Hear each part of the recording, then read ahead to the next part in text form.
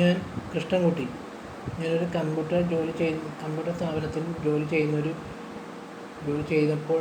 ചെയ്തുകൊണ്ടിരിക്കുമ്പോൾ ഉണ്ടായൊരു പ്രേതാനുഭവമാണ് ഞാനിവിടെ നിങ്ങളുമായി പങ്കുവയ്ക്കുന്നത്. കമ്പ്യൂട്ടറിൽ വർക്ക് ചെയ്തുകൊണ്ടിരിക്കുന്ന ഉദ്ദേശം ഒരു 12 മണിക്കായി കാണും.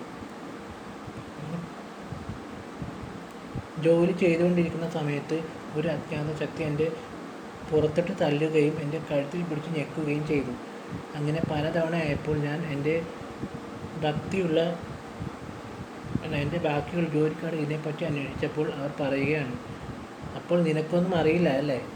കാരണം ഒരു സ്ത്രീയും പുരുഷനും ഇവിടെ ജോലി ചെയ്തുകൊണ്ടിരുന്നപ്പോൾ അവർ ജോലി ചെയ്തതിന് ശേഷം തിരിച്ച് നാട്ടിൽ പോകാൻ ഒരുങ്ങുമ്പോൾ റെയിൽപ്പാളം വഴി റെയിൽ മുറിച്ച് കടക്കുന്ന നേരത്തെ ഒരു പാസഞ്ചർ ട്രെയിൻ തട്ടി മരണപ്പെടുകയായിരുന്നു.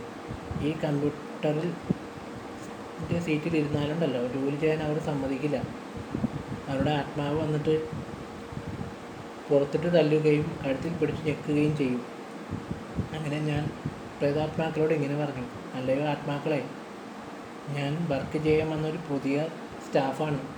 ദയവ് ചെയ്ത് എന്നെ ഉപദ്രവിക്കരുത്. നിങ്ങളുടെ എന്തെങ്കിലും തെറ്റ് ഞാൻ ചെയ്തിട്ടുണ്ടെങ്കിൽ എന്നോട് ഞാൻ ക്ഷമ ചോദിക്കുന്നു. ഇവിടെ ഇരുന്നോട്ടെ, ഞാൻ ആർക്കും ദ്രോഹം ചെയ്യില്ല. ജോലി കഴിഞ്ഞ് ഞാൻ പെട്ടെന്ന് പോയിക്കൊള്ളാം എന്ന് പറഞ്ഞതും അങ്ങനെ എൻ്റെ ജോലി കഴിഞ്ഞ് ഞാൻ പെട്ടെന്ന്